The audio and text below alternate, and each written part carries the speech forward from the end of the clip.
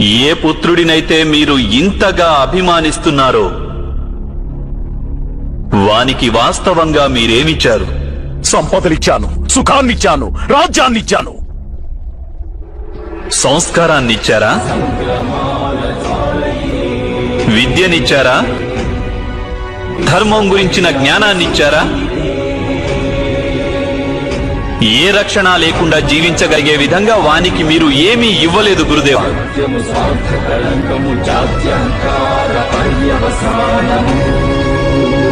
నేను ఒప్పుకుంటున్నాను, అందరూ అర్జునుని వలె, అంగరాజు కర్ణుని వలె మహాయోధులు కాకపోవచ్చు.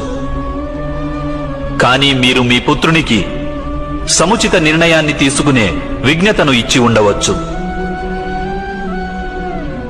ఒకవేళ మీరలా చేసి ఉంటే ఈరోజు మీ పుత్రుడు ధర్మానికి శత్రువు అయ్యేవాడు కాదు.